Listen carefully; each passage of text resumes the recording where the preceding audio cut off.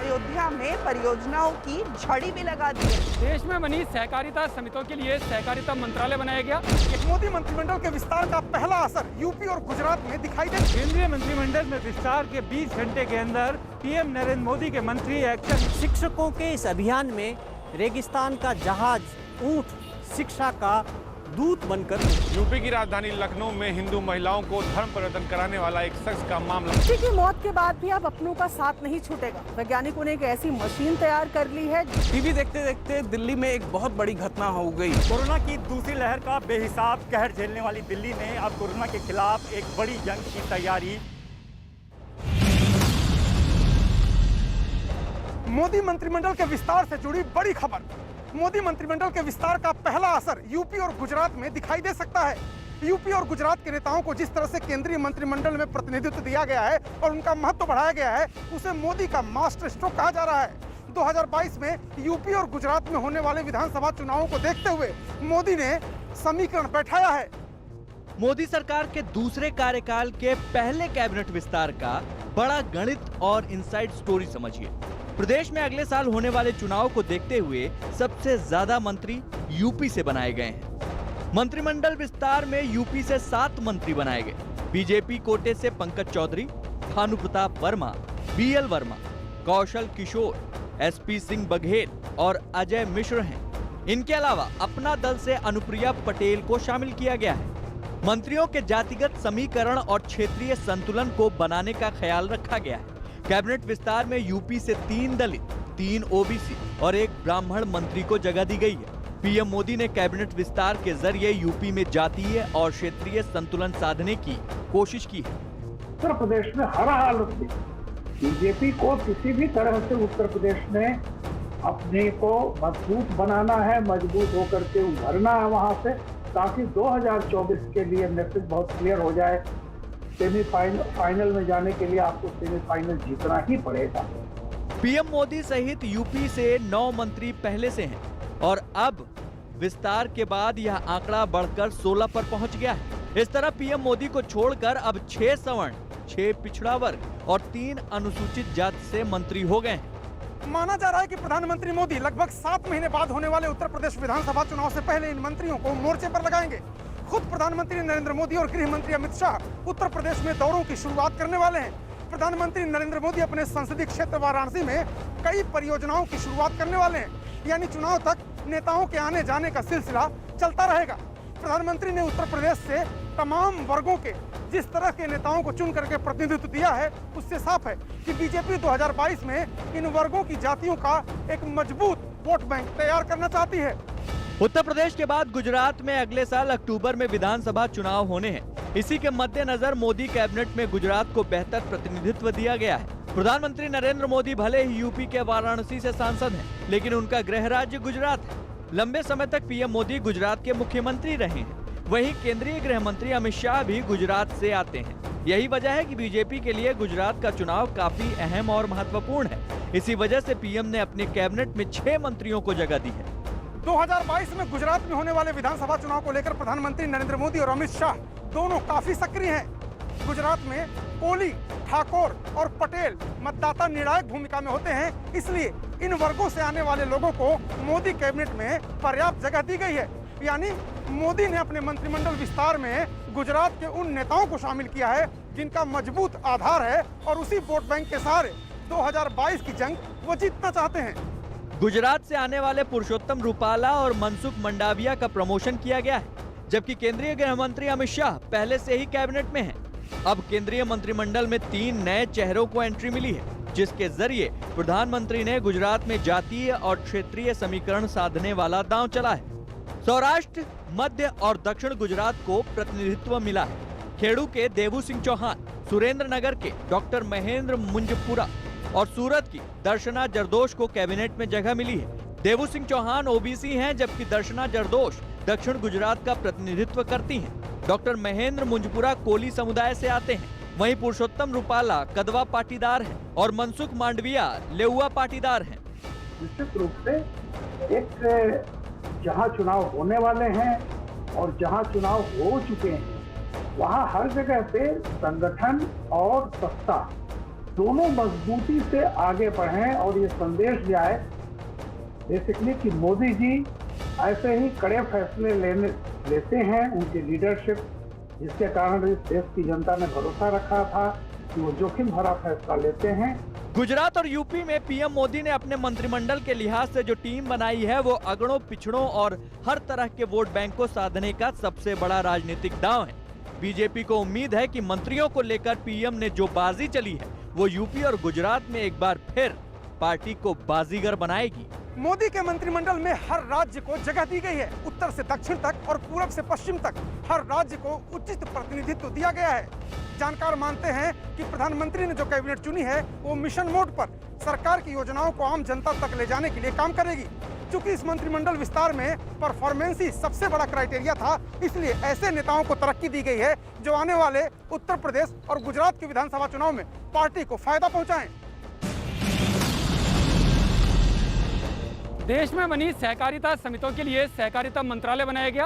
कयास ये थे कि किसी मंत्री को कैबिनेट विस्तार के बाद इसकी जिम्मेदारी दी जाएगी, लेकिन किसी नए मंत्री को इसकी जिम्मेदारी देने के बजाय देश के गृह मंत्री को इसकी जिम्मेदारी दी गई। दशकों के बाद पहली बार गृह मंत्री को किसी दूसरे मंत्रालय की जिम्मेदारी दी गई। प्रधानमंत्री नरेंद्र मोदी ने यह फैसला बहुत सोच समझकर किया है और इसके पीछे अहम कारण है। राष्ट्रपति भवन के दरबार हॉल में जब प्रधानमंत्री नरेंद्र मोदी के नए मंत्री शपथ ले रहे थे, उससे एक दिन पहले ही सहकारिता मंत्रालय बनाने का ऐलान किया गया था और शपथ ग्रहण के अगले ही दिन ऐलान कर दिया गया कि नए मंत्रालय की जिम्मेदारी संभालेंगे गृह मंत्री अमित शाह। प्रधानमंत्री ने अमित शाह को इस मंत्रालय के लिए क्यों चुना, उसके पीछे भी खास वजह है। गृह मंत्री के रूप में मुझे लगता है कि एक अच्छी भूमिका निभा सकते हैं। गृह मंत्रालय का कामकाज पूरे देश भर के राज्यों के साथ तालमेल रहता है। उसी तरह सहकारिता के क्षेत्र में भी एक रोजगार की दृष्टि से कहा जाए तो एक महत्वपूर्ण योगदान होगा। दरअसल सहकारी समितियों की पहुंच गांव-गांव तक होती है और इन समितियों के संगठन को दुरुस्त करके सरकार सहकार से समृद्धि यानी कि गरीबों तक सहकारिता का फायदा पहुंचाना चाहती है। इसलिए लंबे अनुभव वाले अमित शाह को ये मंत्रालय सौंपा गया है।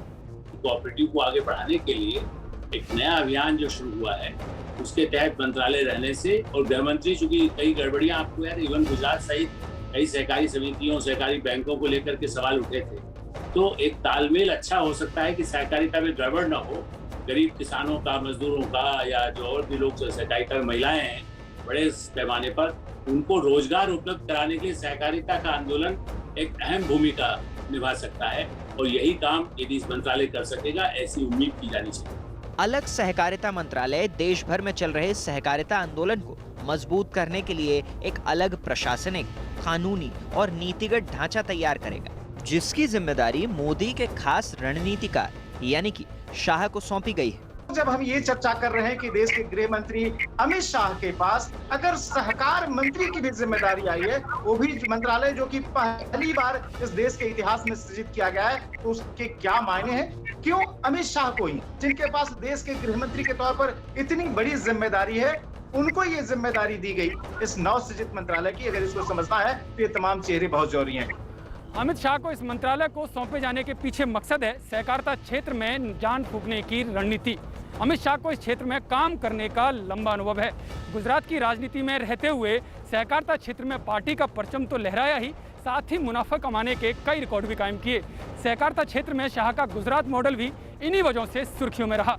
गृह मंत्री अमित शाह गुजरात में बीजेपी की राष्ट्रीय सहकारिता प्रकोष्ठ के संयोजक रह चुके हैं। अमित शाह 36 साल की उम्र में अहमदाबाद जिला सहकारी बैंक के अध्यक्ष बने थे।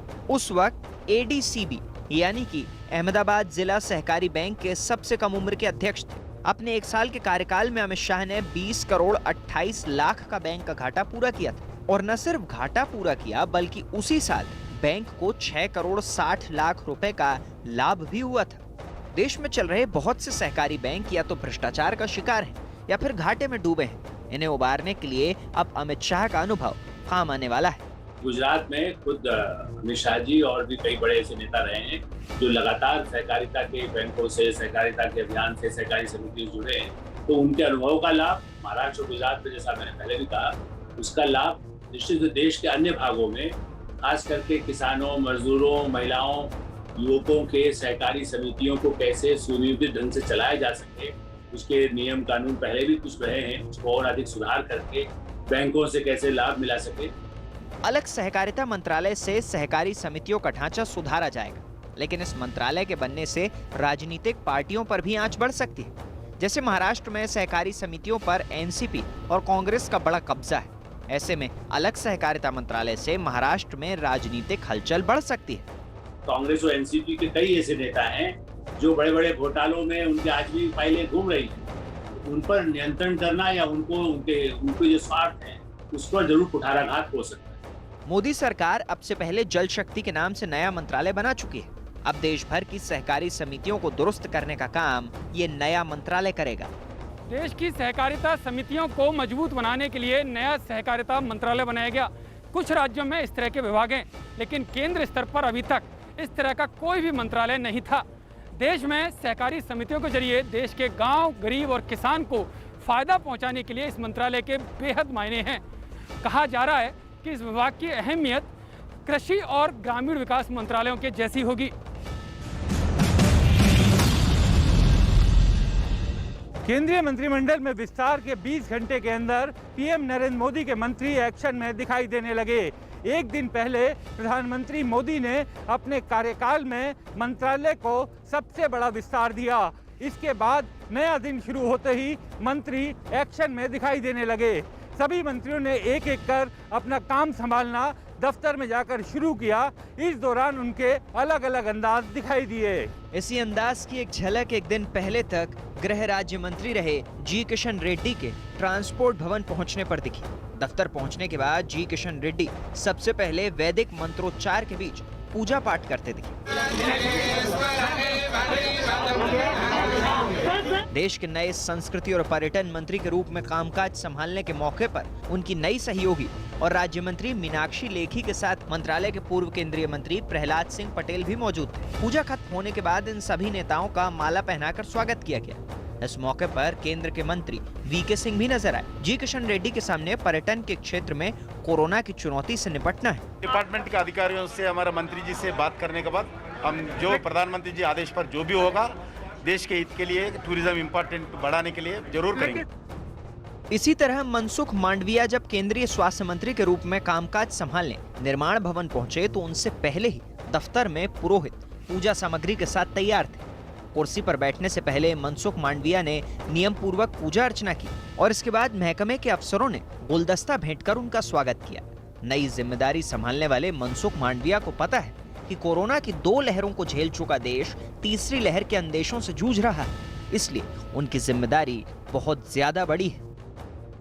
माननीय प्रधानमंत्री जी ने मुझे स्वास्थ्य मंत्रालय की जिम्मेदारी दी गई है। स्वास्थ्य मंत्री के रूप में प्रधानमंत्री जी की अपेक्षा के अनुसार मैं काम करने की कोशिश करूंगा। मनसुख मांडविया की क्षमता पर प्रधानमंत्री को बहुत पहले से भरोसा रहा है। 2012 में जब मनसुख मांडविया को राज्यसभा भेजा गया था, उसी वक्त प्रधानमंत्री ने गुजरात के इस नेता को लेकर अपने भरोसे का इजहार जनता के बीच कर दिया था। आज की तारीख 9:35 હું બોલી રહ્યો છું।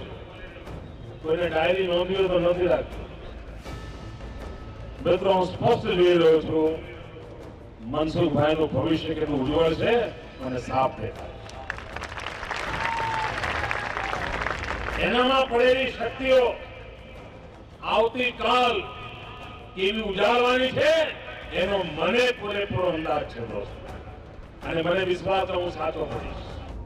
भरोसे पर खरा उतरने की चुनौती तो अनुराग ठाकुर पर भी है, जिन्होंने बतौर केंद्रीय सूचना प्रसारण मंत्री उस दफ्तर में कदम रखा जहां कुछ दिन पहले तक प्रकाश जावड़ेकर बैठा करते थे। अनुराग ठाकुर उन नए मंत्रियों में रहे जो कामकाज संभालने सबसे पहले दफ्तर पहुंचे। काम संभालने के बाद उन्होंने सरकार की योजनाओं को जन जन तक पहुंचाने और देश का मान आगे बढ़ाने का संकल्प दोहराया। सूचना प्रसारण मंत्रालय के माध्यम से हम कैसे और जन जन तक पहुंच पाएं और क्या क्या काम जो पीछे मुझसे पूर्व बहुत बड़े लोगों ने यहाँ पर किए हैं उनको मैं भी आगे बढ़ा पाऊं। संगठन में रहते हुए बीजेपी के लिए चुनावी बिसात बिछाकर भूपेंद्र यादव ने अमित शाह का दिल जीता तो उन्हें श्रम मंत्रालय की जिम्मेदारी मिली। आज दफ्तर पहुंचकर उन्होंने काम संभालने से पहले पौधारोपण कर अनोखे अंदाज में नए दायित्व की शुरुआत की। मंत्रिमंडल में शामिल होने के बाद उन्हें अपने काम से प्रधानमंत्री का दिल भी जीतने का भरोसा है। माननीय प्रधानमंत्री जी ने जो जिम्मेदारी मुझको कैबिनेट मंत्री के रूप में दी है और जो उन्होंने भरोसा दे करके जो जिम्मेदारी और दायित्व दिया है, निश्चित रूप से मैं उसको पूरा गंभीरता से निभाने का प्रयत्न करूंगा। रेल मंत्री के रूप में सुधार के कामों से प्रधानमंत्री के करीब पहुंचे पीयूष गोयल ने भी कपड़ा मंत्रालय का जिम्मा संभाल लिया। कपड़ा मंत्रालय में राज्य मंत्री बनाई गई दर्शना जरदोश ने भी नई जिम्मेदारी संभाली। गोयल और जरदोश पर कपड़ा उद्योग के जरिए अर्थव्यवस्था को संवारने और रोजगार पैदा करने की जिम्मेदारी है। सीनियर्स कैबिनेट मंत्री पीयूष गोयल जी और वैष्णव जी के साथ मिलकर ये परफॉर्म भी करना है, तो आगे चल के बहुत अच्छा काम करेंगे। केंद्रीय मंत्रियों की लिस्ट में जितने शांत तरीके से अश्विनी वैष्णव का नाम आया, उतनी ही खामोशी से वो रेल मंत्रालय संभालने दफ्तर पहुंच गए। पूर्व आईएएस वैष्णव रेल के अलावा आईटी और संचार मंत्रालय का भी काम देखेंगे। दफ्तर पहुंचते ही अश्विनी वैष्णव महकमे के अधिकारियों के साथ बैठकर प्रधानमंत्री की योजनाओं को पूरा करने में जुट गए। अश्विनी वैष्णव के पास आईटी की भी जिम्मेदारी है, क्योंकि ट्विटर पर देश के कानून को मानने में नानुकुर करने के आरोप लगते रहे हैं। इसलिए जब न्यूज 18 ने नए मंत्री से इस पर सवाल किया तो उन्होंने साफ लहजे में ट्विटर को संदेश दे दिया। ट्विटर को लेकर क्योंकि डेडलाइन निकल गई, कानून को फॉलो नहीं कर रहे हैं। देश के कानून को सबको फॉलो करना पड़ेगा। कैबिनेट में दिल्ली की इकलौती प्रतिनिधि मीनाक्षी लेखी और राजकुमार रंजन सिंह का विदेश मंत्रालय की टीम में राज्य मंत्री के रूप में महकमे के अधिकारियों ने स्वागत किया। दोनों राज्य मंत्रियों ने अपना काम संभाल लिया। खुद केंद्रीय मंत्री एस जयशंकर ने भी ट्वीट कर अपने दोनों सहयोगियों का स्वागत किया। मीनाक्षी लेखी ने भारतीय संस्कृति और परंपरा के मुताबिक काम करने का संकल्प जताया। Vasudhaiv Kutumbakam, we are one big family. This earth is a one big family, and with this motto, wish to coordinate and work with everyone. Thank you.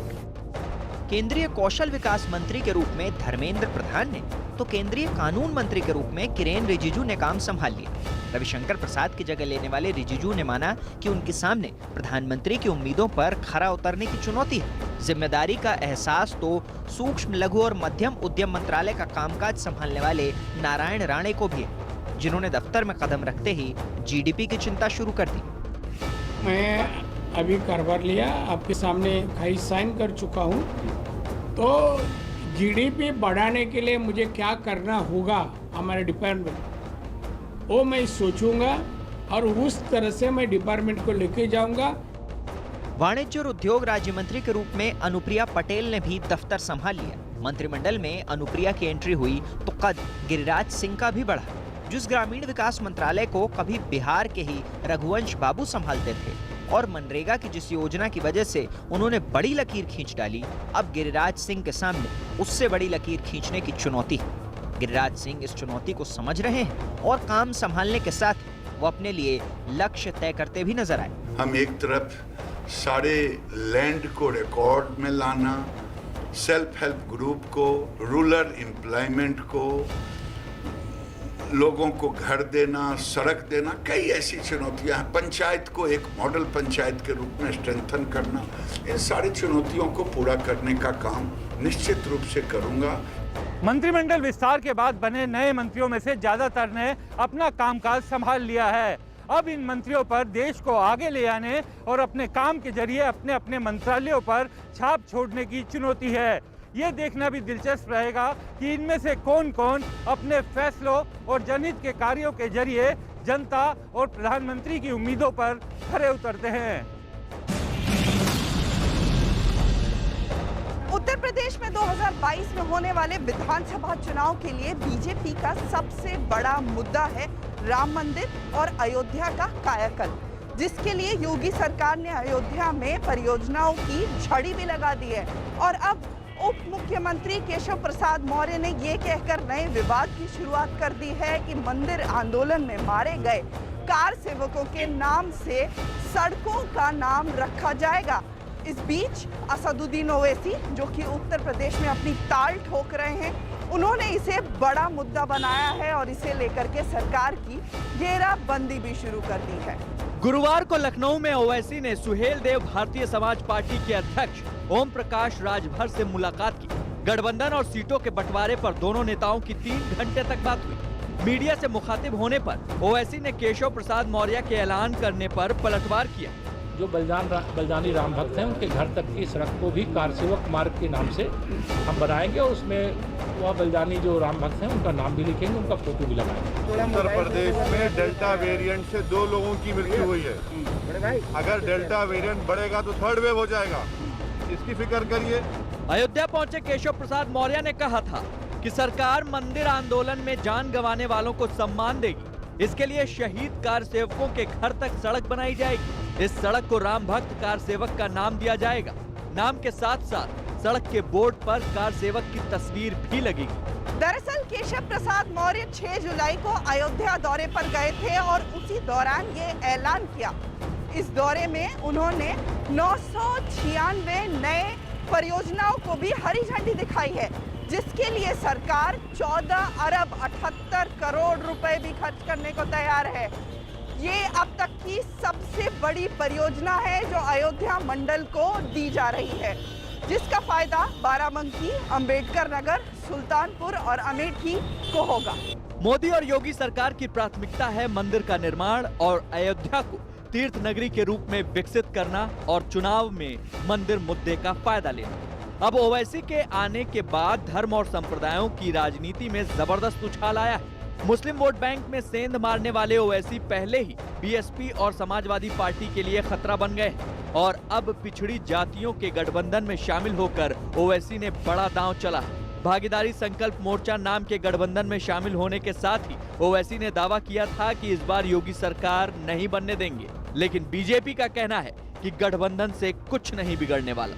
Ayodhya पहुंचे केशव प्रसाद मौर्य ने जिला पंचायत अध्यक्ष के चुनाव में अच्छे प्रदर्शन पर खुशी जताई। साथ ही इस मौके पर उन्होंने सपा और असदुद्दीन ओवैसी को आड़े हाथों लेते हुए ये कह डाला कि चाहे जितने भी गठबंधन हो जाएं, लेकिन जनता उत्तर प्रदेश में बीजेपी को ही 300 से ज्यादा सीटें देकर चुनाव जिताने वाली है।